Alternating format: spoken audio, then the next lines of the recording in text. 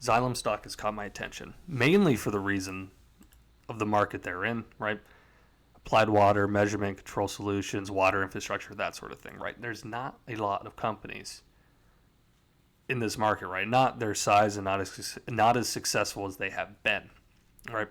You can see they're up 58% over the last 5 years. Not crazy impressive. However, if we look since 2014, they've been on a rather good run, right? Up 220%-ish. That's about as good as the S&P 500 has done. So over the last decade, this stock has done very well, right? It's not bad, 115 for the dividend yield as well. Let's look down at PE. So PE is a little bit higher. We can see the consistent growth. Every single quarter is estimated higher, substantially higher for PE at 29. So it is valued above the S&P 500. It's just fact. That is reality, right? But it's been performing well in an industry that people generally are not succeeding in. There's no huge companies in this. My understanding, at least, they're one of the larger players.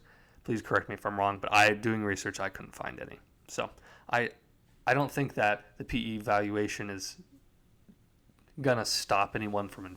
It's not gonna stop me from investing in it, right? Just to be clear, I do not own any of this stock specifically. However, it's not something I would be against owning. Capital's finite. You can only buy so many things. Right? Schwab thinks it's going to do well. They have it in the top 32% of stocks performing over the next year. Do I think it's going to do that? I don't know. I don't do year estimates or anything like that. That's not my forte. I look at companies that have a good track record of success and I look to invest long term. Xylem looks like one that meets that mark, right? It's also, like I said, good diversification, right? Because when certain industries are doing good, others are not. It did hit highs in 2021. Many areas did, but there's also a lot. Certain industries are going to do better or worse during specific times. So this seems to be one where, at least during 2021, they mimicked it. It looks actually fairly similar to tech. But it's still diversification, right? I'm not saying it mimics tech exactly, but a lot of tech stocks hit highs in 2021, went down 2022, went sideways, and then have gone back up in 2024. We also see that pattern here, but it's not exactly the same, right? So all this to say, I like the stock. I think it's fine. Am I dying to buy this? No, but it's still a good solid company. It appears, right? Has performed S&P 500. It's in an industry you would not expect it to perform at S&P 500, right? That's just reality, right? You're not going to buy Kellogg's and think, oh, it's going to go up 300%. It's just not reality. And Xylem has hit that mark when you probably don't expect it to do that, right? So if you're watching this video because you're interested in and you search this stock up, nothing I'm going to say here is going to dissuade you from buying it. I'm also probably not going to make the most bullish case for it either. I think this stock is fine. Like I said, I like the industry it's in. People think it's going to do well. They probably know something I don't because I'm no expert in this stock specifically.